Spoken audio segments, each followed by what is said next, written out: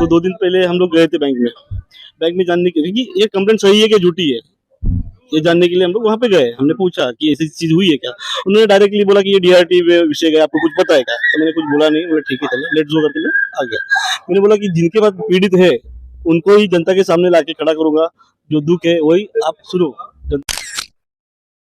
Sir मेरा Bharat bank में account था जी। मैंने वो अकाउंट में 2022 18 जनवरी को मैंने वो उसमें एक बार 1 लाख रुपया जमा किया।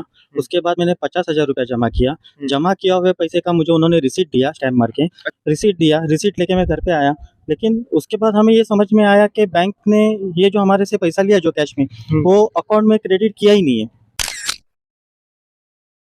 फिर आपके स्टेटमेंट में नहीं दिखा रहा है? नहीं दिखा रहा है सर, वो आज की तारीख तक नहीं दिखा रहा है। फिर हमने बैंक हमें कुछ रिस्पांस नहीं कर रही थी। फिर हमने हेज फाउंडेशन अध्यक्ष अपने अमर सावंत साहब जी है, उनके पास गए, उनसे हमारी प्रॉब्लम हमने शेयर की। तो उन्होंने हमें यहाँ पे कंप्लेंट करने की सलाह दी कि आप आइए मेरे साथ, हम यहाँ पे आके आपको न्याय दिलाते हैं, हम बात करते हैं इनसे। अपने धन को बैंक में रखकर सुरक्षित समझते हैं। लोगों को अगर कोई बड़ी चीजें लेनी होती है, एक अच्छा बिजनेस करना होता है, कुछ बड़ी प्रॉपर्टीज बनानी होती है, जो कुछ भी मामला होते हैं उसके लिए कर्ज भी वो बैंक से ही लेते हैं। लेकिन क्या हो अगर बैंक पर ही भरोसा न रहे। आज हम आए हैं superintendent of police Palghar, SP Palghar कार्यालय में। हमारे साथ हैं अमर सावंत जी जो कि जिला अध्यक्ष हैं हेज वेलफेयर फाउंडेशन के। साथ ही साथ यहाँ पर एक पीड़ित भी हैं, उनसे भी बात करेंगे क्या कुछ उनके साथ हुआ है। बैंक और पैसे का ये मामला है, क्या कुछ हुआ है हम जरूर जानेंगे। अमर जी बताइए क्या हुआ है बैंक में, आपको क्या कंप्लेंट आई, क्या कुछ मामला हुआ? 2 दिन पहले मुझे तो इन्होंने कंप्लेंट दी थी 3-4 दिन पहले ही। तो 2 दिन पहले हम लोग गए थे बैंक में जानने के लिए कि ये कंप्लेंट सही है कि झूठी है, ये जानने के लिए हम लोग वहाँ पे गए। हमने पूछा कि ऐसी चीज हुई है क्या। उन्होंने डायरेक्टली बोला कि ये डीआरटी विषय है, आपको कुछ पता है क्या। तो मैंने कुछ बोला नहीं, बोला ठीक है चलो लेट्स गो करके मैं आ गया। मैंने बोला कि जिनके पास पीड़ित है उनको ही जनता के सामने लाके खड़ा करूंगा, जो दुख है वही आप सुनो। जनता को खुद बोले उनकी जवाब से, वो सही रहेगा। जनता को ये गौर करना होगा कि पैसे रखे तो रखे कहाँ, कर्ज ले तो ले किससे, और अगर लेने के बाद भी प्रॉब्लम्स हो रही है तो क्या करना चाहिए। ये जो मामला आपके सामने आ रहे हैं कहीं ना कहीं आपको सतर्क करते हैं ये मामले। क्या कुछ हुआ है आपके साथ, आप जरा बताएंगे। सर मेरा भारत बैंक में अकाउंट था जी। मैंने वो अकाउंट में 2022 18 जनवरी को मैंने वो उसमें एक बार 1 लाख रुपया जमा किया। उसके बाद मैंने 50,000 रुपया जमा किया। जमा किया हुए पैसे का मुझे उन्होंने रिसीट दिया, स्टैम्प मार के। अच्छा रिसीट दिया है? हाँ रिसीट दिया सर। फिर तकरार क्या? रिसीट दिया, रिसीट लेके मैं घर पे आया, लेकिन उसके बाद हमें ये समझ में आया कि बैंक ने ये जो हमारे से पैसा लिया जो कैश में, वो अकाउंट में क्रेडिट किया ही नहीं है।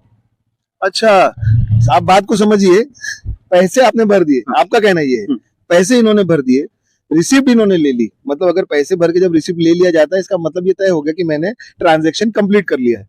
फिर आपके स्टेटमेंट में नहीं दिखा रहा है? नहीं दिखा रहा है सर, वो आज की तारीख तक नहीं दिखा रहा है। अब भी नहीं दिखा रहा है? फिर हम लोगों ने पूछने के लिए बैंक के पास बार बार हम लोग गए, पूछने के लिए कि बाबा हमने पैसा भरा है, वो पैसा कहाँ है। तो बैंक से हमें ऐसा जो अरे वो आपके इंटरेस्ट में कट गया, अरे वो पैसा इधर कट गया। तो मेरा कहना यही था कि पैसा कहीं भी जाए लेकिन मेरे वो अकाउंट में दिखना तो चाहिए, मेरे अकाउंट में आएगा। अकाउंट में एक बार आ गया उसके बाद वो कहीं पर भी कट सकता है, क्रेडिट हो जाएगा, फिर उसके बाद डेबिट हो जाएगा, यही तो बैंक का प्रोसेस होता है। फिर वो डेबिट कहीं भी हो वो उन्होंने शो करना चाहिए अकाउंट स्टेटमेंट में, लेकिन वो कहीं पे भी दिखा नहीं रहे। और अगर हम लोग सवाल पूछते हैं तो उसका जवाब हम लोग को बोलते हैं कि आप आपके सीए के पास जाके अकाउंट ऑडिट कर लो, ये कर लो। फिर हम लोगों ने उनकी वो बात मानी, हम हमारा अकाउंट लेके सीए के पास गए, सीए को हमने स्टेटमेंट दिया, वो रिसीट बताई, सब कुछ दिया। सीए ने ऑडिट करके हमें बताया गया कि उसमें वो अकाउंट में पैसा क्रेडिट किया ही गया नहीं है, क्रेडिट ही नहीं हुआ। मतलब ये पैसा जो आपने दिया है बाहर आपको स्लिप भी मतलब रिसिप्ट भी दे दी गई, लेकिन आपके खाते में वो पैसा दिखाया ही नहीं गया है।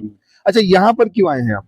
सर यहाँ पे फिर हमने बैंक हमें कुछ रिस्पांस नहीं कर रही थी। फिर हमने हेज फाउंडेशन अध्यक्ष अपने अमर सावंत साहब जी है, उनके पास गए, उनसे हमारी प्रॉब्लम हमने शेयर की है। तो उन्होंने हमें यहाँ पे कंप्लेंट करने की सलाह दी कि आप आइए मेरे साथ, हम यहाँ पे आके आपको न्याय दिलाते हैं, हम बात करते हैं इनसे। क्या कुछ रिस्पांस यहाँ पर से मिल रहा है? यहाँ पे आए तो यहाँ पे हम पाटिल साहब से मिले, एसपी साहब से मिले, उन्होंने अच्छा रिस्पांस दिया, उन्होंने अच्छा सपोर्ट किया हम लोगों को।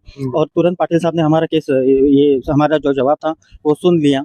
सुनने के बाद बैंक वालों को बुलाया गया, बैंक वालों को बुलाने के बाद उन्होंने अपना जवाब अपना दे दिया इनको। बहुत इंटरेस्टिंग है इस समय, अभी यहाँ जो मोड़ आने वाला है ये बहुत इंटरेस्टिंग है। आपने अभी कहा कि बैंक वालों को बुलाया गया है, मतलब उनका जवाब लिया गया है। अब पुलिस के सामने उन्होंने क्या जवाब दिया? और अभी हम लोगों ने पुलिस इनके साहब के पास से वही जवाब पढ़ने के लिए मांगा था, तो उन्होंने हमें वो जवाब दिया, हमने वो जवाब पढ़ा। लेकिन वो जवाब में वो मानते हैं कि मैंने पैसा भरा है, इनसे हमने पैसा लिया है, हमने इनको रिसीट दिया है, एक बार 1 लाख रुपया दिया है, उसका भी रिसीट हमने स्टैम्प करके दिया है, 50,000 दिया है, उसका भी रिसीट हमने स्टैम्प करके दिया है, लेकिन वो स्टेटमेंट में कहीं भी नहीं दिख रहा है और उसका जवाब उसमें कुछ लिखा ही नहीं है। अरे ये कैसी बात हो गई? एक तरफ तो बोल रहे हैं कि हमने पैसे लिए हैं और रिसिप्ट भी दिया है और स्टेटमेंट में भी नहीं दिखा रहे, और यहाँ भी वो कबूल रहे हैं कि हमने पैसे लिए हैं।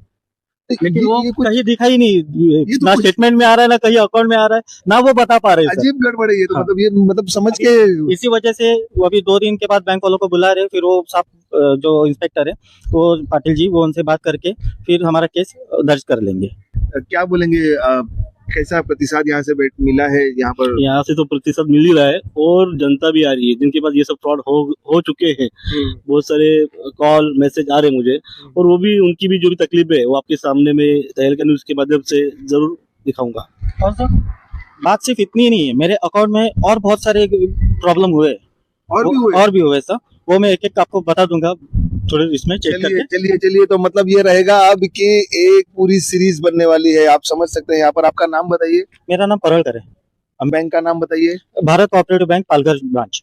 ओके, अमित जी के साथ भारत कोऑपरेटिव बैंक में जब इन्होंने पैसा जमा कराया, अब वहां के भी मैनेजर ही आए थे ना यहाँ पर। हाँ मैनेजर है। हाँ, तो मैनेजर खुद कह रहे हैं कि भैया पैसे तो आ गए हमारे पास, हमने रिसिप्ट भी दे दिया आपको। अब ये सब होने के बाद में भी इनकी स्टेटमेंट में क्यों नहीं दिखा रहा है, ये बहुत बड़ी दुविधा, बहुत बड़ा सवाल भी है। और इसके आगे जो भी होगा अमित जी हमें बताते रहेंगे। इसका एक पूरा सीरीज चलेगा अभी आगे। लाइक शेयर कमेंट करना ना भूलिए।